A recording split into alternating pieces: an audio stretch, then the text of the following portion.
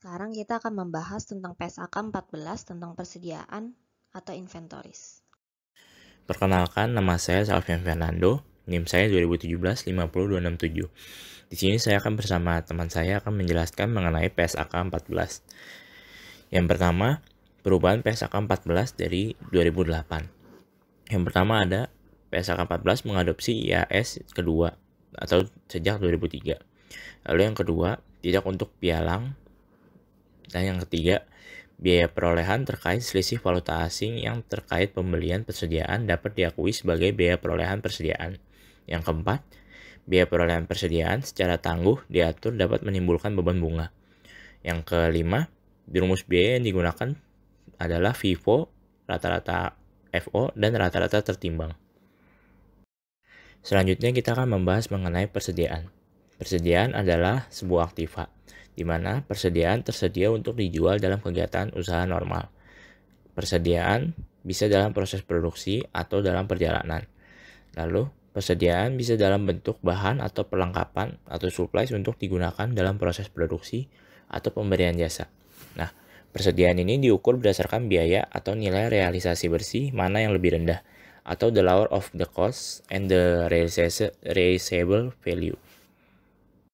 Lalu selanjutnya ada mengenai biaya persediaan. Biaya persediaan meliputi dari biaya pembelian, biaya konversi, dan biaya lain. Biaya pembelian adalah biaya pembelian yang meliputi harga pembelian, biaya masuk, dan pajak lainnya kecuali yang dapat ditagih kembali kepada kantor pajak. Lalu biaya konversi meliputi biaya yang secara langsung terkait dengan unit yang diproduksi, dan biaya overhead produksi tetap dan variabel yang dialokasikan secara sistematis. Dan yang ketiga adalah biaya lain yang timbul sampai persediaan berada dalam kondisi dan tempat yang siap untuk dijual atau dipakai. Lalu, biaya yang dikeluarkan dari persediaan adalah jumlah pemborosan yang tidak normal, biaya penyimpanan kecuali biaya tersebut diperlukan dalam proses produksi sebelum tahap produksi berikutnya, lalu biaya administrasi dan umum, dan biaya penjualan. Nah, teknik pengukuran biaya persediaan menggunakan metode biaya standar, metode eceran atau retail dapat digunakan bila hasilnya mendekati biaya historis. Lalu, persediaan yang dibeli dengan pembayaran ditunda tidak boleh memasukkan unsur bunga. Nah, selanjutnya adalah rumus yang digunakan untuk mengukur biaya persediaan. Untuk barang yang tidak dapat diganti dengan barang lain, serta jasa yang dihasilkan dan dipisahkan untuk proyek khusus, diidentifikasi khusus terhadap biaya masing-masing. Nah, untuk barang lain biasanya dihitung dengan menggunakan rumus biaya, FIFO, dan juga rata-rata atau weighted average. Lalu, entitas harus menggunakan rumus biaya yang sama terhadap semua persediaan yang memiliki sifat dan kegunaan yang sama. Lalu, untuk persediaan yang memiliki sifat dan kegunaan yang berbeda, rumusan biaya yang berbeda itu diperkenankan. Selanjutnya mengenai nilai realisasi neto. Konsisten dengan pendapat, aktiva seharusnya yang tidak dinyatakan melebihi jumlah yang mungkin dapat direalisasi. Nah, nilai realisasi neto sendiri adalah estimasi harga jual dalam kegiatan usaha, biasa dikurangi dengan estimasi biaya penyelesaian dan estimasi biaya yang diperlukan untuk penjualan. Selanjutnya untuk estimasi nilai realisasi bersih, berdasarkan bukti yang paling andal yang tersedia, lalu mempertimbangkan fluktuasi harga atau biaya yang langsung terkait, dan mempertimbangkan tujuan persediaan. Nah, nilai realisasi bersih dapat berupa biaya pengganti atau replacement cost, harga jual dikurangi dengan biaya untuk melakukan penjualan. Selanjutnya mengenai teknik pengukuran biaya. Teknik pengukuran biaya dibagi menjadi 3, yaitu standar, eceran, dan laba kotor. Nah, teknik pengukuran biaya yang lain dapat digunakan jika hasilnya mendekati dengan biaya. Nah, kelemahan-kelemahan dari teknik pengukuran biaya ini, biaya standar kelemahannya adalah masih harus direview, dan untuk metode eceran, jumlah besar item yang berubah dengan cepat dan memiliki margin yang sama, di mana tidak praktis untuk menggunakan metode lainnya. Selanjutnya, mengenai penurunan ke nilai realisasi bersih. Pertama, penurunan dapat dilakukan item per item atau grup. Lalu yang kedua, penurunan yang terjadi langsung dibebankan beban periode berjalan atau menambah beban persediaan. Yang ketiga, pemulihan nilai akan diakui sebagai pengurang jumlah beban persediaan. Dan yang keempat, nilai realisasi bersih yang telah ditentukan harus ditinjau kembali pada setiap periode berikutnya. Yang kelima, jika persediaan dijual, maka nilai tercatat persediaan tersebut harus diakui sebagai beban pada periode diakuinya pendapatan. Dan yang keenam, Setiap penurunan nilai persediaan di bawah biaya menjadi nilai realisasi neto, dan seluruh kerugian persediaan harus diakui sebagai beban pada periode terjadinya penurunan atau kerugian tersebut. Dan yang terakhir, setiap pemulihan kembali diakui sebagai pengurangan terhadap jumlah beban persediaan pada periode terjadinya pemulihan tersebut.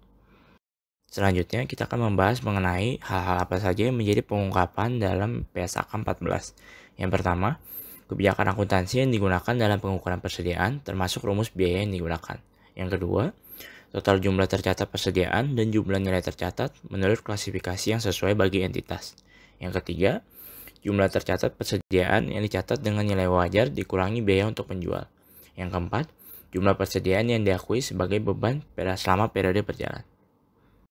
Lalu yang kelima, jumlah setiap penurunan nilai yang diakui sebagai pengurang jumlah persediaan yang diakui sebagai beban dalam periode berjalan. Yang keenam, jumlah dari setiap pemulihan dari setiap penurunan nilai yang diakui. Yang ketujuh, kondisi atau peristiwa penyebab terjadinya pemulihan nilai persediaan. Dan yang terakhir, nilai tercatat persediaan yang diperuntukkan sebagai jaminan kewajiban.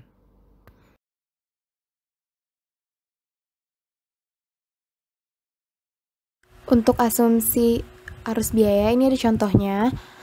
CV Mulia melaporkan transaksi berikut pada tahun 2004, ada tanggal 12 Mei, 14 Agustus, dan 18 September, dengan perincian pembelian dan biaya belinya, di mana totalnya itu adalah 420 unit dan $5.000.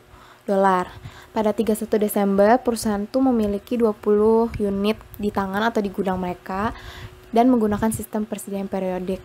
Nah, pertanyaannya itu berapakah nilai HPP dan persediaan akhirnya? Untuk mencari HPP-nya, pertama ada metode average atau weighted. Biasa kita sebutnya weighted average. Nah, data yang tersedia itu masih pakai soal yang sebelumnya, yang ada transaksi Mei 12, Agustus 14, dan 18 September, dengan perincian pembelian dan biaya yang sama. Nah, untuk metode ini, kita tuh cari dulu biaya rata-rata per unitnya. Nah, caranya itu total biaya $5.000 kita bagi dengan total unit, yaitu 420 unit, sehingga kita dapat $11,905. Nah, kalau misalnya kita udah dapat biaya rata-rata per unitnya, kita mau tahu berapa biaya rata-rata untuk semua unit yang terjual. Karena sisanya itu 20 unit, berarti yang terjual itu adalah 400 unit. 400 unitnya kita kali sama $11,905, sehingga kita dapat HPP untuk biaya untuk yang terjual itu adalah $4.762. Dan untuk barang yang tersisa di gudang sebanyak 20 unit, kita kali sama $11,905, sehingga nanti dapat hasil HPP barang tersisanya itu adalah $238.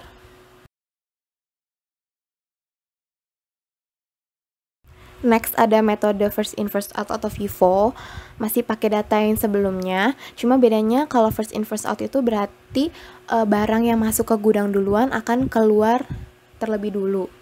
Nah, di sini untuk perhitungan FIFO ini kita harus tahu dulu biaya per unitnya berapa dari masing-masing transaksi pembelian. Kayak misalkan tanggal 12 Mei kita punya 100 unit, total biayanya itu 1.000. Berarti harga per unitnya itu 1.000 dibagi 100, dapat harga per unitnya sebesar $10. Nah, itu juga sama untuk 14 Agustus dan 18 September. Nah, sehingga HPP-nya itu bisa kita lihat, karena yang terjual 400 unit, berarti 100 unit tanggal 12 Mei kita habisin dulu, kemudian 200 unit tanggal 14 Agustus dihabisin dulu, sisanya 100 unit ambil dari transaksi 18 September. Kemudian tersisa 20. Nah, sehingga bisa dilihat di PPT, HPP totalnya itu adalah 4.700. Sehingga HPP untuk barang yang tersisa yang belum terjual itu adalah 5.000 dikurang 4.700. Atau bisa juga dihitung dengan sisanya 20 unit dikalikan dengan harga per unit tanggal 18 September sebesar $15.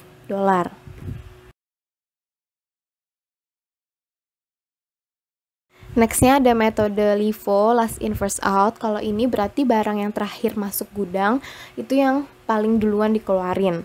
Nah, masih dengan penggunaan data yang sama, harga pokok penjualan menggunakan metode LIFO ini bisa kita lihat kita ambil dari yang paling lama masuk ke gudang, yaitu tanggal September 18. Nah, jadi unit 120 unit dari September 18 ini semuanya dikeluarin lebih dulu. Baru disusul dengan tanggal 14 Agustus sebesar 200 unit itu dikeluarin semua.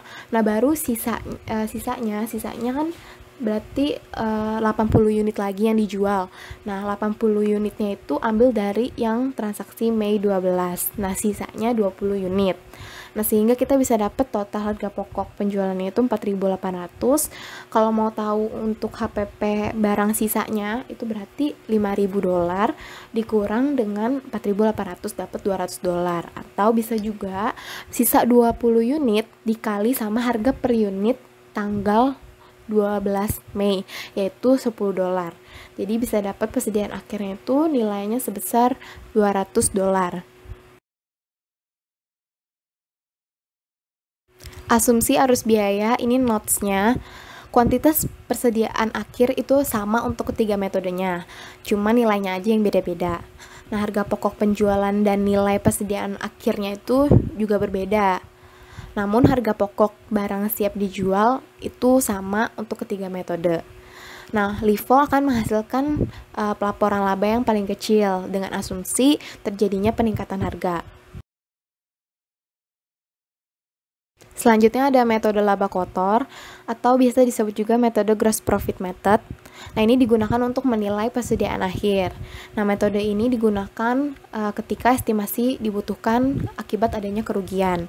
Nah, asumsi dalam metode ini tuh persediaan awal ditambah pembelian itu sama dengan barang siap jual. Barang yang tidak dijual tetap ada di gudang atau dipegang di tangan.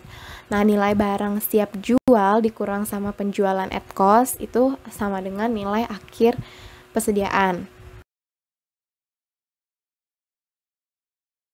Di sini ada contoh metode gross profit, ada data-data yang dikasih, persediaan awalnya itu $50.000, pembelian bersihnya $125.000, penjualan netnya $112.000, dan persentase gross profitnya itu 40%. Next ke slide yang berikutnya, masih contoh yang tadi, kita bisa lihat penjualannya itu kan tadi $112.000. Nah, sedangkan gross profitnya itu adalah 40%. Nah, jadi bisa dilihat 112.000 dikali 40% itu dapat 44.800, sehingga kita bisa dapat HPP-nya itu sebesar 67.200. Kemudian nilai barang siap dijualnya itu $175.000. HPP-nya udah kita dapat tadi 67.200, sehingga kita bisa lihat nilai persediaan akhirnya itu adalah $107.800. Ada notes untuk metode gross profit ini. Persentase gross profitnya itu bisa dikatakan persentase dari penjualan atau persentase dari biaya. Nah, persentase gross profit biaya ini didasarkan pada data historis, dan metode gross profit biasanya tidak diterima untuk pelaporan keuangan.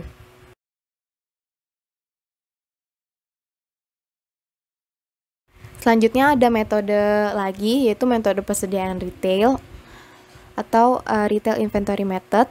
Nah, ini tuh cocok untuk digunakan kalau ada pertimbangan volume penjualannya tinggi dan jenis barangnya itu beda-beda. Metode ini tuh berasumsi adanya pola yang dapat diobservasi antara biaya dan harganya. Langkah-langkah metode ini menentukan persediaan akhir pada harga retail dan mengkonversikan jumlah tersebut ke basis biaya dengan menggunakan rasio cost to retail. Di sini ada contohnya metode retail inventory, ada data tahun 2002, ada data pada cost dan pada retail untuk persediaan awal, pembelian net, dan penjualan netnya. Berapakah nilai akhir persediaan pada retail dan pada cost-nya?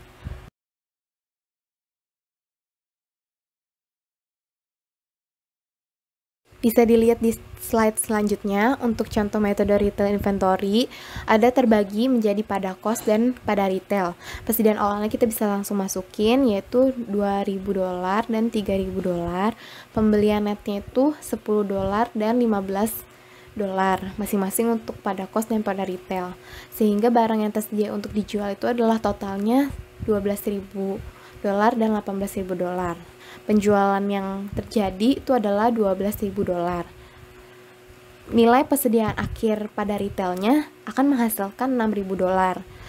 Rasio cost to retailnya itu dapat dari $12.000 dibagi atau per $18.000. Dapat rasionya 2/3.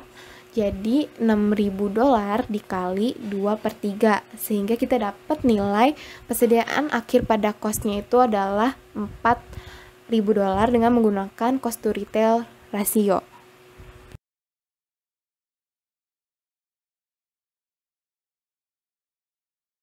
Sekian presentasi dari kelompok 7, terima kasih.